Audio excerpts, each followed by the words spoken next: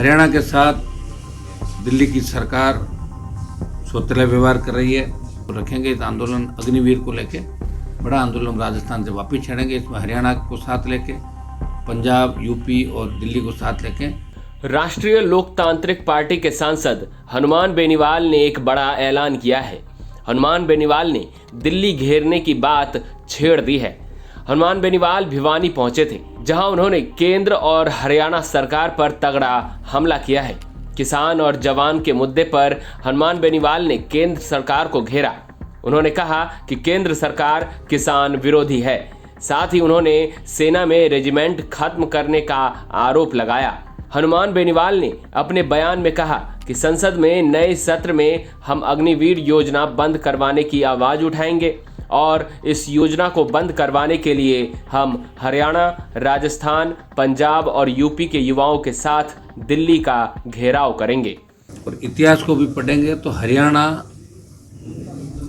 किसान राजनीति का हर्ट है, किसान राजनीति का एक तरीके से रीढ़ कह सकते हो। आपकी किसानों की राजनीति हरियाणा और पंजाब से शुरू होती है और किसान राजनीति की धुरी है हरियाणा। लेकिन दुर्भाग्य से हरियाणा के साथ दिल्ली की सरकार सौतेला व्यवहार कर रही है। हरियाणा के जवान किसान अपने हक और अधिकार के लिए हमेशा लड़ते हुए दिखाई दे रहे हैं। और दिल्ली को, मोदी को अगर झुकाया तो हरियाणा, पंजाब के किसानों ने लंबा संघर्ष करके तीनों कृषि बिल जो आए उनको वापस कराया। और आज भी हरियाणा का किसान हमेशा सड़कों पर संघर्ष करता हुआ दिखाई दे रहा है। दुर्भाग्य से किसान नेता जो हमारे यहाँ हुआ करते थे, उन्होंने अपने आप का दायरा छोटा कर लिया। हरियाणा पूरे देश का नेतृत्व करता था। आज स्थिति ये हो गई कि हरियाणा के लोग हरियाणा में ही संघर्ष करते हुए नजर आ रहे हैं। और पड़ोसी जो स्टेट हैं, जो उम्मीद की दृष्टि से देखते थे, वो पड़ोसी स्टेट के अंदर वो हरियाणा की किसान राजनीति का रुतबा नहीं रहा जो बहुत पहले रुतबा हुआ करता था। आज देश का किसान और जवान, हम किसानों को लगातार मोदी सरकार में, पहले एनडीए के अंदर आया था पिछली बार, और कृषि बिलों के लिए एनडीए को छोड़ के और किसानों का साथ दिया, सड़कों पे मंत्री पद को ठोकर मारी। और अग्निवीर जो योजना आई उसका विरोध अगर देश में सबसे ज़्यादा किसी सांसद ने किया तो मैंने, जोधपुर में 2 लाख जवानों की रैली करके। और पार्लियामेंट के अंदर भी आप रोज़ देखते हैं, ऑल पार्टी मीटिंग हो या लोकसभा के अंदर हमारा किसी भी सब्जेक्ट पर जब बोलने की बारी आती है तो अग्निवीर को समाप्त करके पूर्व की भांति सेना भर्ती रैलियाँ देश की सरकार चालू करे, क्योंकि ये हमारे सम्मान का मामला है। और मोदी जी की ये सोच है कि किसी न किसी तरह इस रेजिमेंट व्यवस्था को मैं ख़त्म करूं। हमारी जाट रेजिमेंट जिसको हम समाते हैं, चाहे सिख रेजिमेंट हो, चाहे दूसरी हमारी जो भी रेजिमेंट है, जहाँ जिनका इतिहास आज 62, 65, 71 और जब देश आज़ाद हुआ था उससे पहले भी इंडियन आर्मी का जो रुतबा था उसमें हमारी रेजिमेंटों को हमेशा याद किया जाता है। और हमारी रेजिमेंट जहाँ भी रहती है वो कभी झुकती नहीं है, दुश्मन को मोर्चे से हटा के ही दम लेती है।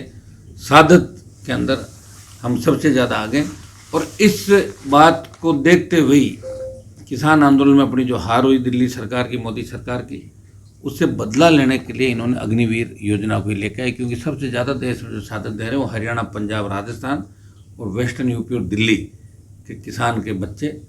देश सेवा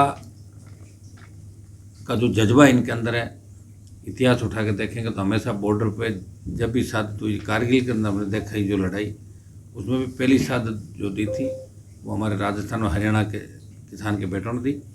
और इस बात से नाराज होके, किसान आंदोलन में अपनी हार से नाराज होके मोदी सरकार अग्निवीर लेके आई, जिसका हमने विरोध किया। और आगे भी मेरी पार्टी और मैं इसका विरोध जारी हम लोग रखेंगे।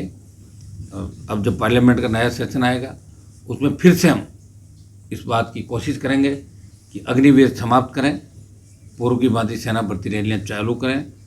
तो उसको भी हक और अधिकार मिलना चाहिए। अगर वो आरक्षण के योग्य तो उसको आरक्षण मिलना चाहिए। ये हमने पैरोकारी राजस्थान में करी। मैं फिर ये जो केजरीवाल जी ने बयान दिया, इस बयान का मैं स्वागत करता हूँ कि उन्होंने कम से कम जाट समाज की सुध ली दिल्ली के अंदर कि भाई हम आरक्षण देंगे।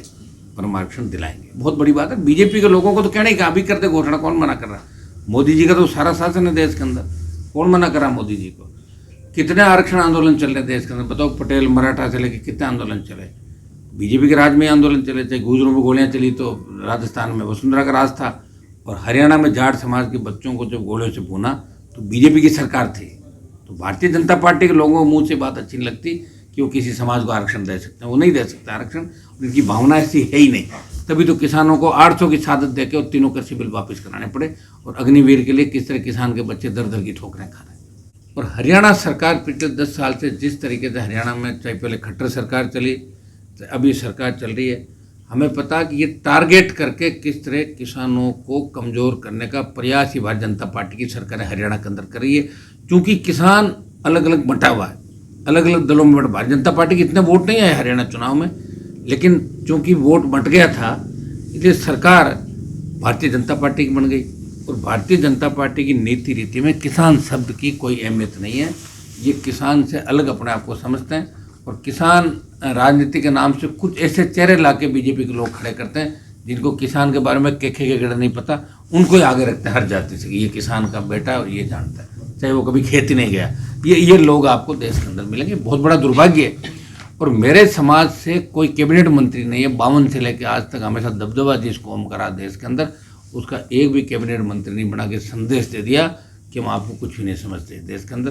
तो इस बात का भी हम जगह जगह विरोध भी कर रहे हैं, और हम विरोध करेंगे। और आने वाला समय जो अब हम रखेंगे इस आंदोलन अग्निवीर को लेके, बड़ा आंदोलन राजस्थान से वापस छेड़ेंगे। इसमें हरियाणा को साथ लेके, पंजाब, यूपी और दिल्ली को साथ लेके हम दिल्ली का घेराव करेंगे और अग्निवीर को समाप्त कराएंगे। ये हमारा टारगेट रहेगा जवानों के लिए। क्योंकि मैं जवान और किसान की राजनीति करता हूँ, मेरी पार्टी जवान किसान के लिए बनी, और इसके लिए मैं हमेशा लड़ा हूँ, आगे भी लड़ता रहूँगा।